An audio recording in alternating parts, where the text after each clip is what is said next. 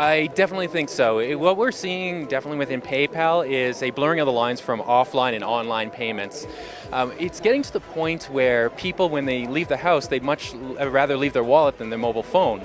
So as we're seeing this change in the industry, a lot of payment companies like PayPal are on top of the industry and really building into existing systems so that you don't have to bring your wallet with you. So your entire presence is online.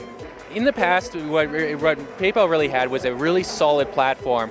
We have an amazing risk management system that maintains an industry low fraud rate of 0.26%. It's very, very low, and that's all because of the massive people in the industry that we have that support those initiatives. And beside that, what we're trying to do as a company now is revitalize our developer efforts. So myself, I lead developer evangelism in North America, and we're all about showcasing our products, talking with developers, and figuring out what they like about PayPal, what we can improve on, and really just what they're looking for. Is a lot of startups, the biggest problem that they're running into is that they take a lot of investor money right off the bat, so they're accountable to the investors. And as they're building out features, they keep being pushed to build features and punch features, but not really thinking about how they'll make money or stand on their own beyond the funding that they're getting.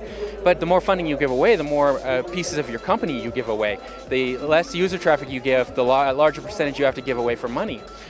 But really, at the base level, there's a lot of companies out there, a lot of startups that are building off the core concept that you should monetize early, and you should think of innovative monetization strategy, whether that be digital, physical, data. All of these mechanisms provide amazing avenues for monetization. Well, thus far, from everything I see, it's an amazing situation. So you have developers that are around here just setting up to program and interact with each other.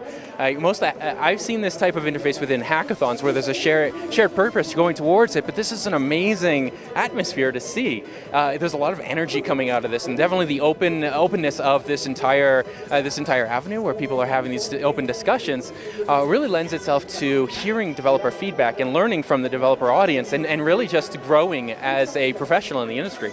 When you have an idea in the industry, just go after it. The last thing you want to do is, at the end of your life, have regrets and be able to say, I wish I would have done that.